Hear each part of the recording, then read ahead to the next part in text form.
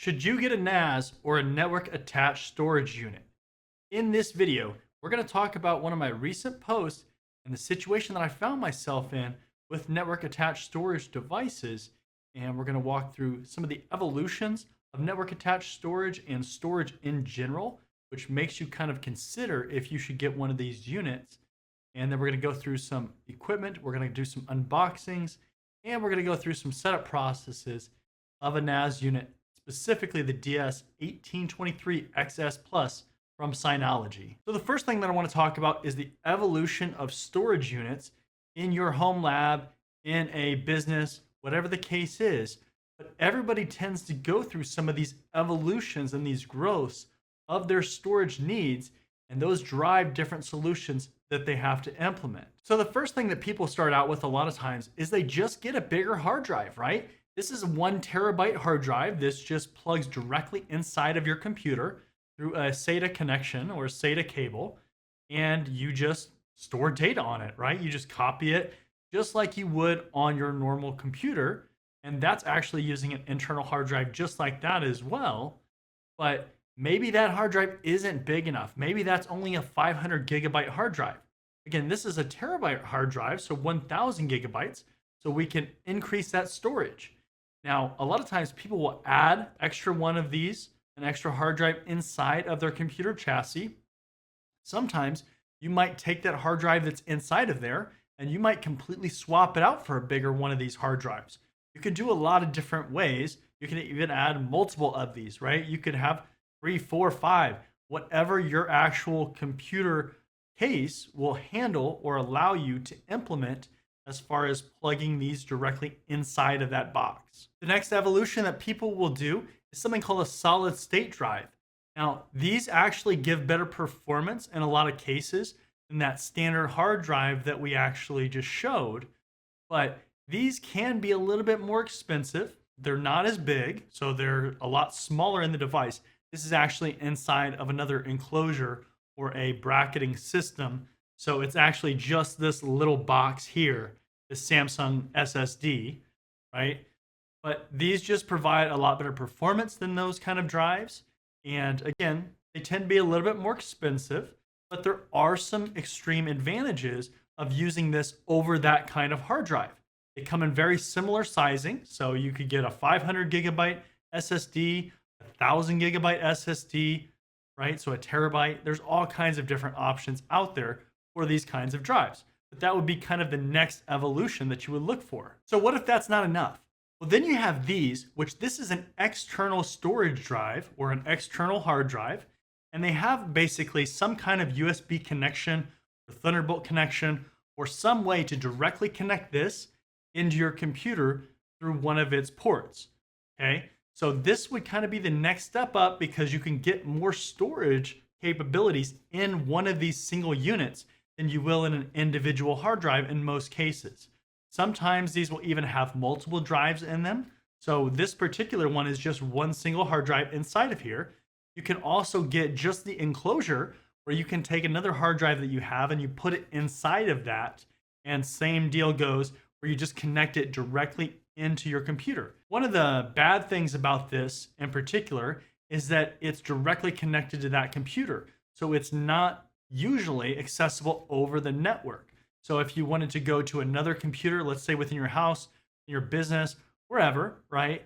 You're not going to be directly able to connect to this unless you set it up to share from that computer. But what if that computer goes down? Then you're not going to have access to this either. So there are downsides to this, even though you do have that ability to get even more hard drive or storage space with these. So what's the next evolution past this? So the next evolution is something very similar, right? Looks very similar, but there's one key difference here. There is a network port in this device. So this unit actually connects directly into a router, into a switch, into your network. And that way, this doesn't need another computer to operate or to facilitate your ability to store data on here, right? So with that other example, that was plugged directly into your computer, the external hard drive. So I could possibly remote into that computer or share a folder from that computer onto the network where people can access it. But if that computer goes down, then you lose access to that drive.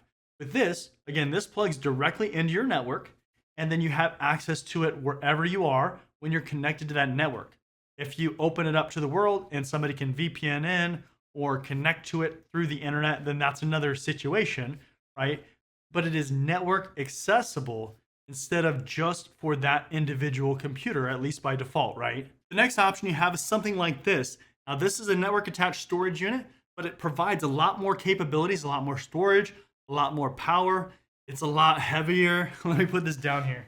So that kind of unit gives you a lot more storage capabilities, processing capabilities.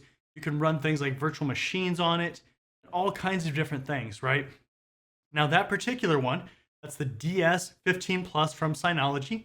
It's an older model, so it is about 7 years old at this point. And with that being said, that's kind of one of the reasons why this video is being made and what resulted in my recent post. That unit actually died. So I can't even power that unit on. Press the power button, nothing, right?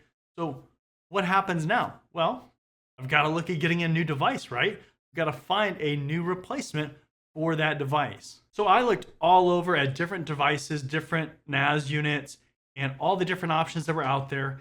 And frankly, Synology just does a really good job. They make a really great product in their NAS units, and it just made sense to stick with the Synology brand. I just had to decide which model that I wanted. Now, this DS1823xs Plus is really on the higher end as far as their consumer units, right? We start getting into that enterprise grade almost situation, and we'll talk about that here in a second, why that does matter. But this was really the newest unit for a comparable model of what I had previously, right? So again, it's been about 7 years, so there's going to be some new models, and there's several different options, but this has 8 bays, which means that I can fit 8 different hard drives inside of that unit. So each one of these little enclosures, right? Because you pull it out, it's just a little enclosure that you put a hard drive inside of. There's 8 different ones. So you can have up to 8 drives in those bays. Now let's look a little bit at the specs too, just so you can see this, because this has changed a little bit with the Synology units. But this particular unit, it has an AMD Ryzen processor, okay, a CPU, 64-bit, 4-core, 3.6 gigahertz if you use turbo, or otherwise 3.35 gigahertz. You can do encryption. It starts out with 8 gigabytes of RAM, so that's not bad, right? We'll talk about that here in a second, if I stuck with that or if I decided to go overboard. Total memory slots, so you can do 2 different RAM units, so you can put 2 different sticks of RAM in there. And you can go up to 32 gigabytes of RAM. Awesome. Keep scrolling down here again, 8 drive bays, so a lot of expansion in this type of device. And then you can also hook up these expansion units. That's a nice thing with Synology. So these DX517s, they're basically dummy units where you can just put extra drives in it and it connects directly into this unit, and that expands how much memory you can put in there. 2 NVMe slots, so you can put 2 M.2 drives in there. Again, those are going to be SSDs, but they look more like RAM sticks than they do actual SSDs like I showed you with the Samsung device. That's something you can put in your actual computer as well. These particular ones that are compatible with this are going to be a little bit different, but that is a very useful thing for things like caching if you want to speed up what you can actually process on that unit. Different types of drives you can use, 3.5, that's the standard kind of drive, so that's a hard drive. 2.5-inch SATA SSD, so that's like the Samsung unit I showed you. And then M.2 2280 NVMe SSDs. So again, those are like the RAM sticks. Hot swappable, and a lot of these devices, you can swap the drives in and out. So you can put in larger drives. If one fails and you have a RAID set up, and you can put in another drive and it'll just rebuild the RAID. And we'll look through a little bit more of this. And so as far as the external ports, now on that previous unit, it had 4 1 gigabit plugs. So 1 gigabit Ethernet jacks. Now you can aggregate those and create a better link to your router, to your network. That way it gives you better processing speed and power and all those kinds of things, how much data you can transfer. Now this particular one, it comes with 2 regular ports, so 2 1 gigabit ports, and then it has one 10 gigabit Ethernet port. Now, the other thing that you can do is this actually allows you to add an expansion port or an expansion card directly into the unit. So you can actually increase that too. And there's specific compatible cards for that. You can also plug in USB devices, so external USB drives. I probably would never do that on a NAS unit, but you see a lot of people do it. You know, there's downsides to that, right? Probably wouldn't do that. Probably would get another unit instead. But here's the PCIe expansion card slot. So we talked about that. Here's all the different file systems that you can do. You can do a whole bunch of different ones. BTRFS seems to be the most popular these days. ext4 is an older version, and then you do have these other versions as well. BTRFS adds some additional capabilities. You do things like snapshots and like some other stuff that is enabled by doing that kind of file system. And then here's the different size settings. And that's pretty much going to be it for this. Now, one thing that is important here too is that because this is getting up there as far as their products, closer to that enterprise line, you do get a 5-year warranty on a lot of the previous devices. You could add the additional warranty, an extended warranty, and I believe it gets it up to 5 years. But this actually comes with a 5-year warranty, which is pretty awesome, right? Especially on a device like this where it is geared more towards those prosumer and small business kind of users. That just makes more sense, right? Give them a little bit more support because they're buying a better unit. They're going to stay with you for a little bit longer, you know, at least with that unit. And it just makes sense, right? All right, so this is the box that it came in. It is pretty beefy, right? This is a pretty big box because it's a pretty decent sized unit. It's about the same as the old one. But again, this is the box. Now, as I kind of alluded earlier, I did actually get the bigger size RAM. So you can see that here. I did get 32 gigabytes of RAM. So we're going to max this thing out. We're not going to keep that 8 gigabyte in there. Got 2 of these. We did go ahead and get the M.2 drives. So we've got 2 of these. These are 400 gigabyte drives. So we're going to use those. Now, this is a point of contention with this specific box. If you go to the compatibility website and you look up which drives are compatible, and you'll also notice that I had a lot of Synology products. So the Synology RAM, it was Synology M.2 drives, and that's because the actual compatibility is fairly limited on this device. They're really trying to get you into their enterprise line. That's the same with the hard drives, right? So this is the hard drive I got. I got a 4 terabyte hard drive. And see if this says the model on here. It's not, but the model is HAT 5300 and it's 4 terabytes. So I got 9 of these. Okay, so I bought 9 of these, and that's because I'm going to have 8 in the actual unit, and I'm going to have 1 of additional backup in case one of the drives fails. And we're going to set it up into a RAID, but I have 9 of them, right? That's been the typical way that I've done it, especially if I'm going to fill it up. And I want to have a spare just so if one goes down, I can quickly throw that in there and I'm not going to lose data. But these are the enterprise drives from Synology. And my understanding is that Synology actually works with Toshiba to create these drives, right? And what I had on my old one, I had Western Digital Red Pro 4 terabyte drives. So very, very similar drive to this, right? But it's not compatible with the unit, right? Like this brand, this lineup of drives, these enterprise Synology drives are the only ones that as of right now, they have listed to be compatible. Now this unit just came out, I believe it was about 2 months ago, right? So it's really new. And that's kind of the first NAS that I've had that's been really, really new, which is awesome. But that was very unfortunate, right? Because obviously if I have 9 drives that I'm going to put and use for this, I had 9 drives for the other one, right? I had 8 drives loaded and I had 1 spare drive. Cost-wise, they're very similar. So that is super unfortunate with Synology that they did that. I would have much rather just taken those drives, dropped them in, and had it work. Now, my understanding and everything that I've read, and I'm not going to do this because I need this thing to be stable. I need this thing to work. like it should and not have issues and be supported and all that stuff. But my understanding is that you can take other drives and put them into that unit, into this new unit, and it would just say that it's unverified. Well, if you're going to constantly bug me about being unverified, I don't want to deal with that. I want it to be all green. I don't want to have any red, no red alerts, right? And so that's why I went ahead and just got the drives. I went back and forth on this so much because honestly, I really didn't want to do it, right? I wanted to use those previous drives. And I know that's a big complaint with everybody out there that has gotten this device or that's talked about this device, because that's a huge point of contention, right? Why would somebody that has a bunch of quality drives, the Western Digital Red Pro drives are quality NAS drives, right? They're now, according to the failure time, they're about half the failure time of this.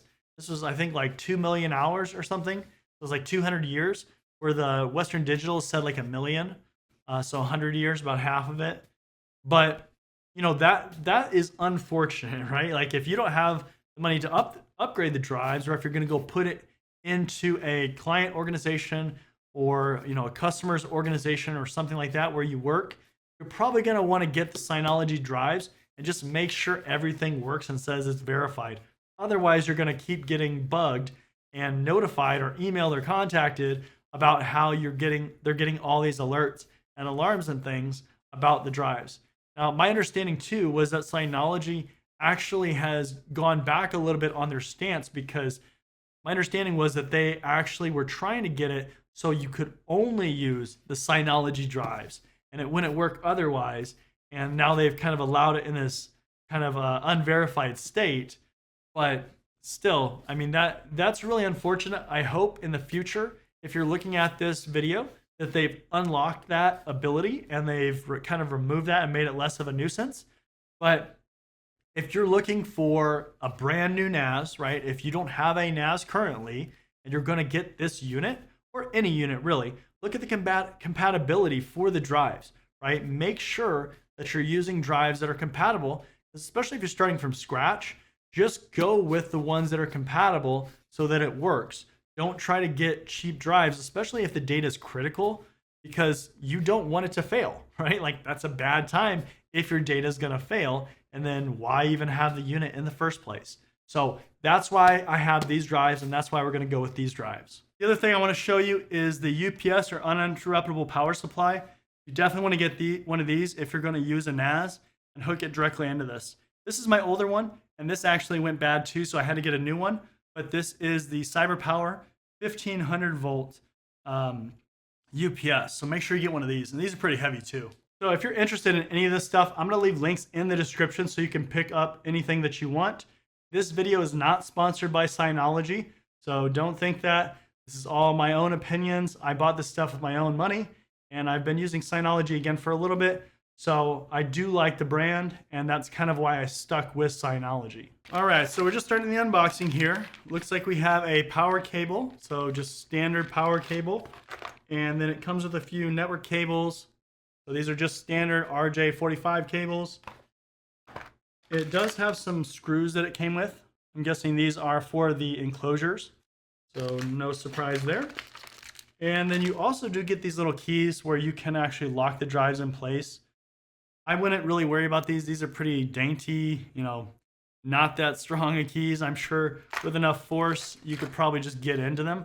But really, it's to make sure that you're not unintentionally popping out the drives. Because all you have to do is press on the front, and it's going to pop out the little handle. You can just pull out the drive. So that's really what it's meant for. If you're really trying to secure it, you probably want to put it in an actual enclosure, in a locked room, something like that.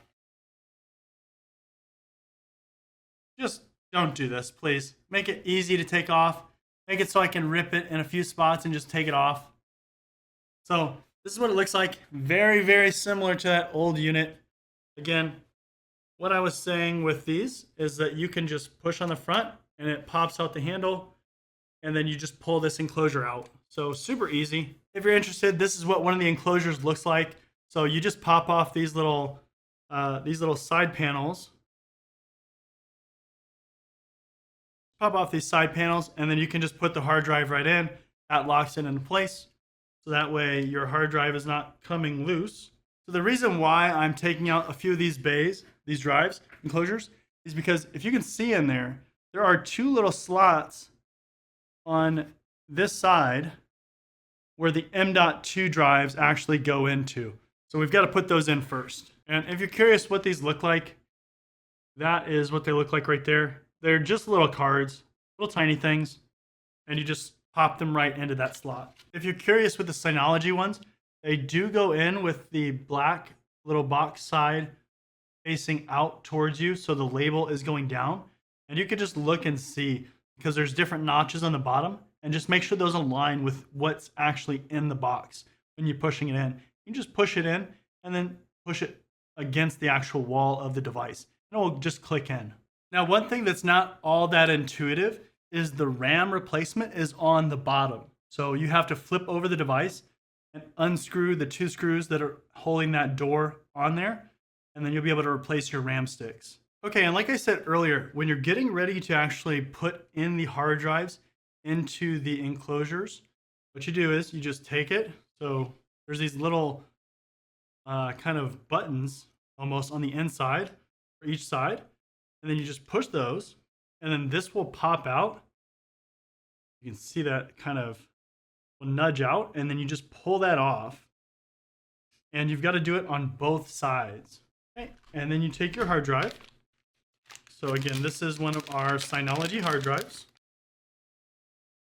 And you're going to want to make sure that the ports are on this end. So, because the drive is going to fit like this, right? And you're going to slide it in. So these need to connect into the actual Synology. So it's going to be away from this handle. And you just more or less fit it inside of the enclosure. They fit a little bit differently than my other ones. So just want to make sure that I had it on there correctly.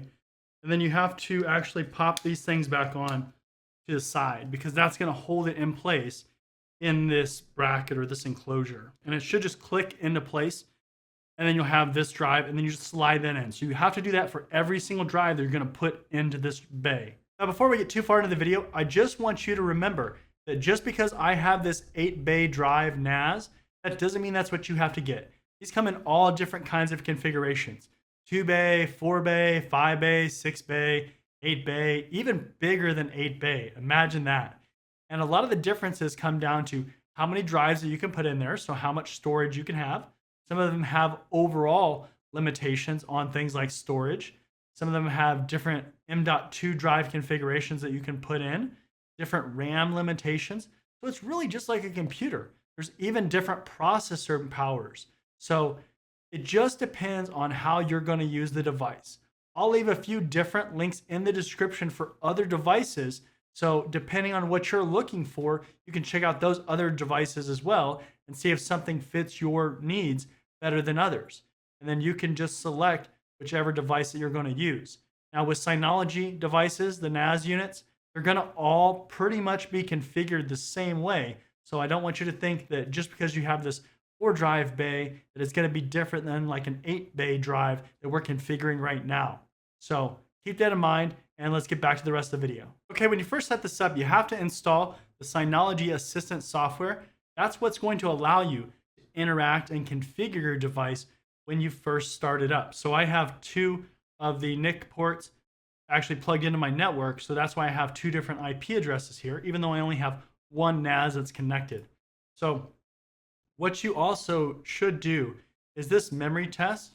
Whenever you're going to upgrade memory or change memory, things like that, you should do that.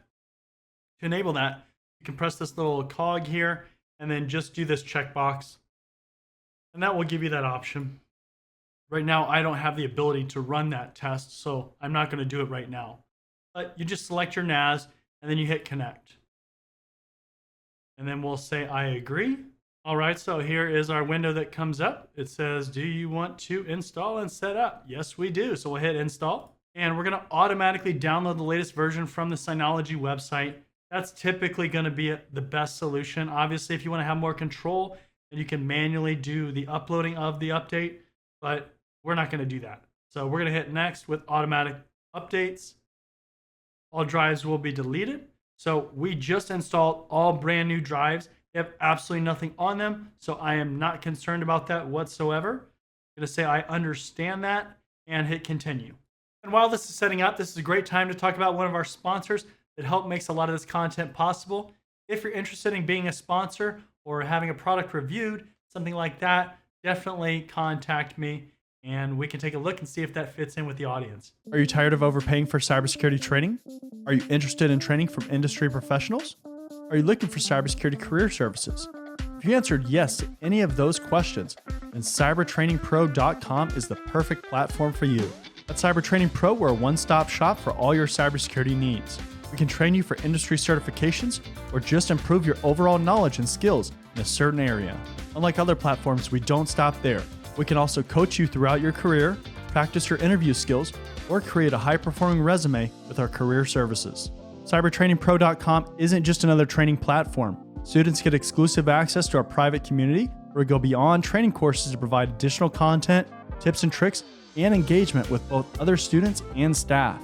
Look, by the year 2025, there could be as many as 3.5 million job openings in cybersecurity. With so much opportunity, why not maximize your career potential with a platform that cares about your success? Come join us at cybertrainingpro.com and start building your future today. All right, that wasn't too bad, was it? Welcome to DSM 7.1. Let's go ahead and hit start because we are not restoring from another device. All right, so now you're going to want to go ahead and fill out this information if you're setting up your own device.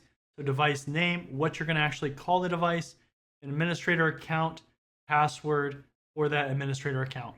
All right, now that you've done that, we're going to go ahead and select automatically install important DSM packages and updates only because that is the recommended version. The other ones you have is automatically install the latest DSM and package updates, notifying me when DSM or package updates are available, and I will manually install them. So it's going to do all the important ones instead of just all the latest updates. That's typically a little bit safer path because if you do all the updates, then you potentially could run into some issues with compatibility or maybe a new features release, something like that, where it just doesn't necessarily work as you expected it or as it had in the past. So that's usually a better option to do. So we're going to go ahead and hit next here. This is where you want to sign in your Synology account.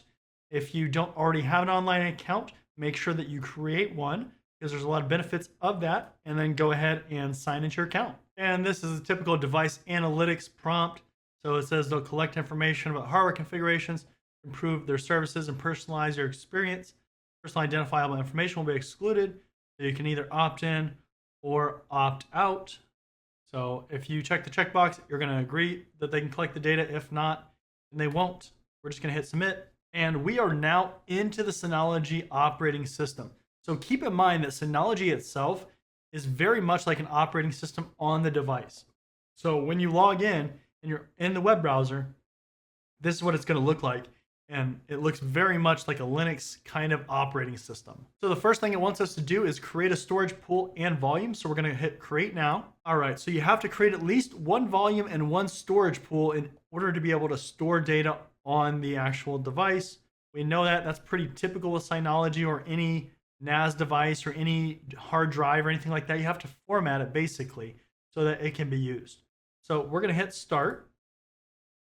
And you can select your RAID type. So you have all these different RAID options. So we're actually going to do a RAID 6.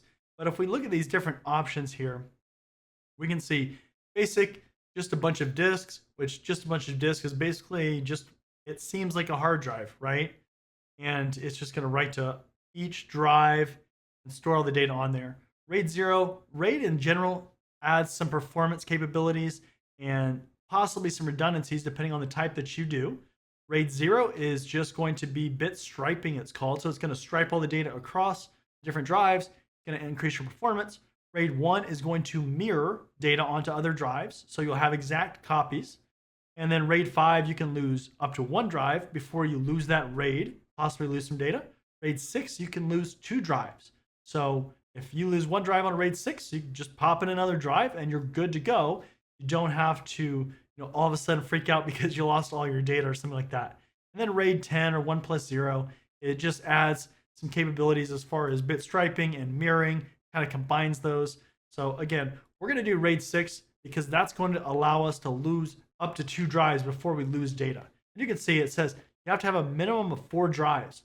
So Synology does have a RAID calculator on their website if you want to go on there and just figure out how much storage you would actually have, because once you set up a RAID, you do start to lose some of that capacity because it's using it to increase the performance and create that RAID. So keep that in mind.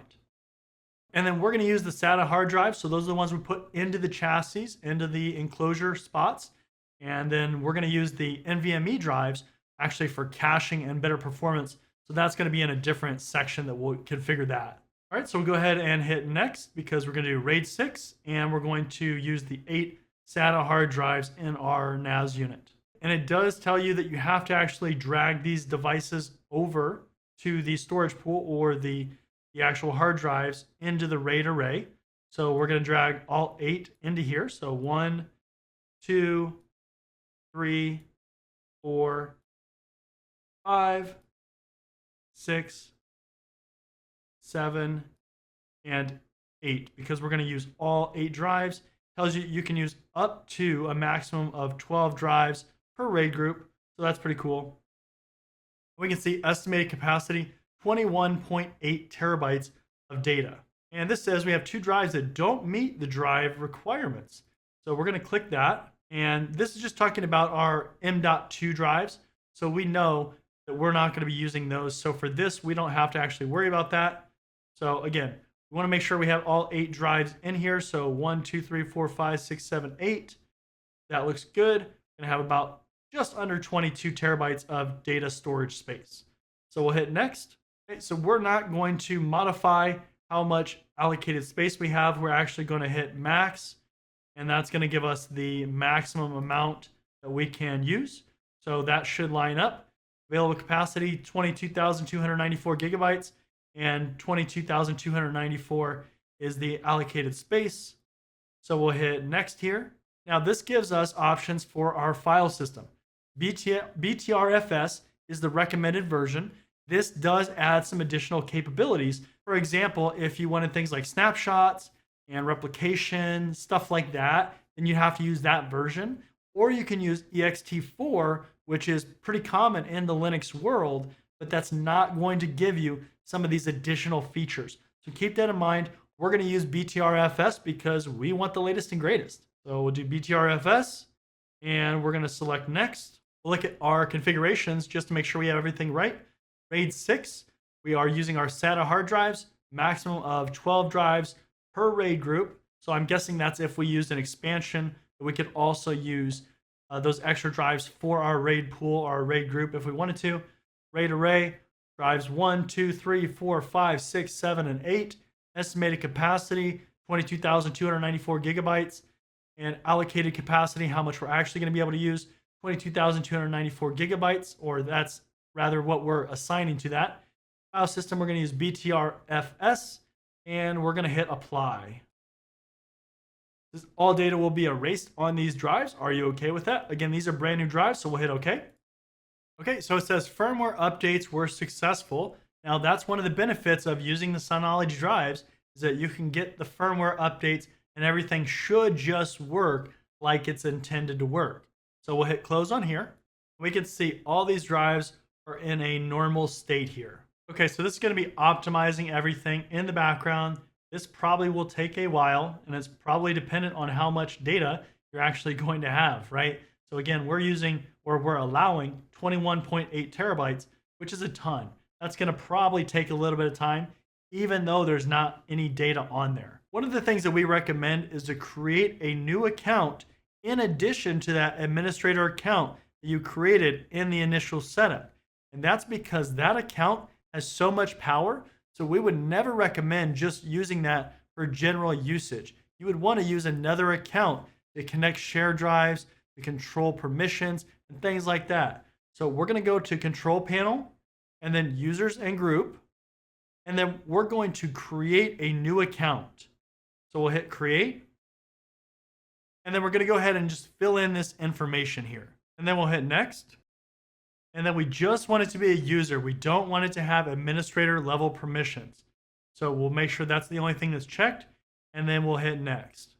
Now, when you do have share folders set up, we haven't set them up yet, but when you do have them, you're going to have them listed in here, and you'll be able to assign either no access, read and write access, or read only access to those shared folders. So you'll want to do that when you create shared folders, or if you're already at that point in this menu, then you're going to have to assign permissions for that user if you want them to have access or to restrict access. So we'll hit next. We're not going to assign any user quota, but again, that would come into play if you have shared folders already configured. So we'll hit next again. We're not going to assign any of these permissions right now.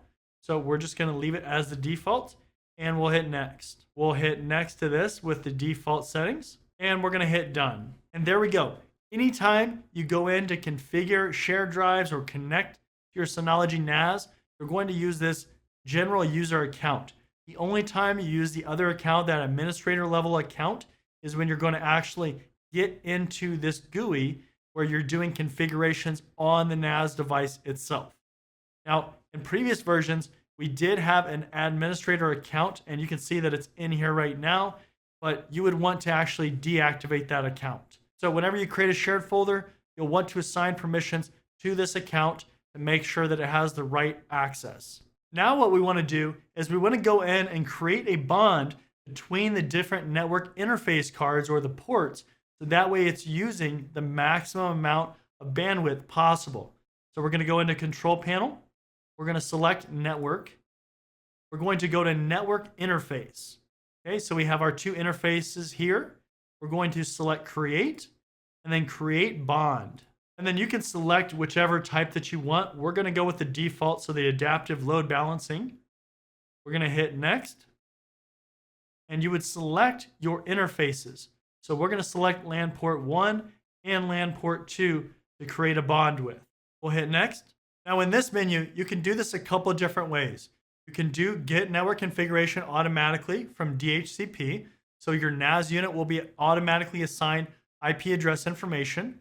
With a network device like a NAS or a server, anything like that, typically you're going to want to use a manual configuration and manually assign that IP address so that it doesn't change. That way, when you go into your systems, your computers, your laptops, whatever, and you set up the shares and you connect, that way it will not change and you will not have to reconnect it to a different IP address if that IP address changes. So we're actually going to do manual configuration. And you can see that it already kind of brings in some of that information from DHCP and the network that it thinks it's going to be on. So you can use that information that it brings in and populates. You can change it based on what you need, but we're just going to leave it as the default, and we're going to hit done. This is saying that if you've already created some rule sets or used anything specifically for the different ports, that it's going to actually disable that, and you'll kind of have to restart doing that stuff from scratch. So we'll hit yes because we want to proceed. And then you can see it's created a bond now. So if we go to network interface, we'll see that we have a bond 1, and that's going to be those ports that we created the bond with. Now, one issue that you might run into if you're trying to connect to the package manager or other types of things is if you're getting a connection failed type of error, what you need to do is in this network interface, I want you to go ahead and select your bond, then select Edit, then go to IPv4, and then you need to check this box that says Set as Default Gateway, and then hit OK. Once you do that, it's going to go ahead and save your settings. And then if you go to Package Manager, you should actually start to get these populating. If you don't, and you get that error, that's most likely the cause. All right, so now I'm going to show you the easiest way to create a shared folder on your Synology NAS device. So when you're logged in, we're going to go to Control Panel, and then Shared Folder. And then this is where we need to create a shared folder. So we're going to go to Create, Create Shared Folder. Then you can name this whatever you want. I'm just going to name it Test for this situation. And then you can select the different options. So for instance, your location, which volume do you want to have it on if you have multiple volumes? You can also hide subfolders and files from users that don't have the appropriate permissions. This is typically a good idea. You can also hide the shared folder in My Network Places, So for instance, on a Windows computer, and you can enable a recycling bin if you want to, or you can disable the recycling bin. Totally up to you. I'm just going to leave the defaults pretty much for that because this is just a test folder. Then I'm going to hit next. If you want to encrypt the folder, you can do that here. And you can also insert an encryption key, so a password. I'm not going to do that for this situation. So I'll hit next. You can also configure checksum for advanced data integrity. So if you want some additional checks and some healing in there, you can also enable shared folder quotas. So I'm not going to do that again for this one. Pretty much going to use the defaults. So I'll hit next.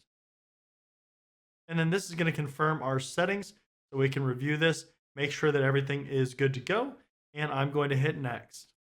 This is where you actually configure the settings or the permissions for users. So I'm going to give my general account full read-write access, and that's all I'm going to give. Typically, you want to disable or give no access to the other accounts. So we're going to do that as well, and we're going to hit apply. All right, so now that folder is created, so now we need to connect to it on our computer. Okay, because I'm on a Windows computer, I'm going to bring up a File Explorer window. You can also do this with Mac or really any other computer. Obviously, the steps are going to be a little bit different depending on the operating system that you're on, but it's basically the same idea. /test, because that is the test folder that we just created.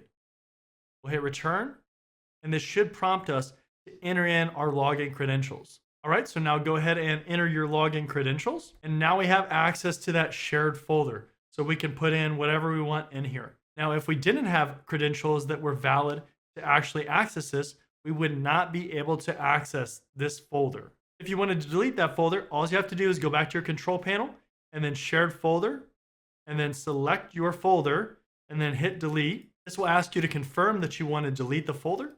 Go ahead and check the box and select delete. And then you have to put in your password for your account and then hit submit. Now that folder is deleted and no longer on our NAS unit. All right, so just a quick note, according to the instructions, you can't create the SSD cache while the drive or the volume is actually being optimized. So you have to wait until that's done before we can jump into that step. Okay, to set up caching, what we need to do is we need to log into DSM if you're not already, and then we're going to open up Storage Manager. Then we're going to go to HDD/SSD, and we're going to scroll down to one of our M.2 drives, and we're going to click on the first one. Then we're going to click on Manage Available Drives. And you can see we have 2 drives that are available. So I'm going to select Create SSD Cache. You have to select your volume. We only have 1 volume on this unit. Hit next. Originally, we were going to do a read-write cache, but there's actually some alerts that start popping up. And if you lose one of those drives, it can actually cause a lot of issues. And so ultimately, that's not going to be the best solution for us. So we're going to do a read-only cache. We'll hit next. Now, with that read-write cache, it forces you into a RAID 1 configuration. And that's part of the problem. So we're going to do a RAID 0 configuration for this read cache. We're going to hit next. We're going to select both of our drives. We're going to hit next. We're going to click on max because we're going to set it to the max amount of space. We're going to hit next. It's going to ask us to confirm all the details, and we're going to hit apply. All the data is going to be erased on those drives. Well, they are brand new drives, so we're not worried about that. So we're going to hit OK. And there we go. Our cache is set up. So that will improve our performance, especially when we're dealing with data on the NAS and reading it and doing those kinds of things. So very, very easy to set up. And if we go to this overview page, we can see that these are set up in an SSD cache. So that's nice too. And there you go. Your NAS is set up and ready to use. You can start copying data over and set up whatever you're trying to do, whether that's system backups or just use it as a file storage system. Ours is ready and we're ready to start copying over our data too. I want to thank you for joining me in this tutorial for setting up the Synology NAS 1823xs Plus. But again, this will apply to all the different kinds of Synology devices, especially the newer ones that are running this version of DSM. So with that being said, remember, if you need this NAS device, there will be links in the description as well as to some other NAS devices, because whichever one that you pick is going to come down to what you need it for. You need to run virtual machines and things like that where you need more processing power, well, you're going to need a higher end device. If you don't need that and you just need simple data storage, maybe you don't need the highest end device, right? It just comes down to those things that we talked about earlier, as far as processing power, how much storage you can have on it, and if it's connected, how fast that connection is to your network. All those things matter depending on your use. Thanks for joining me, and I'll see you next time.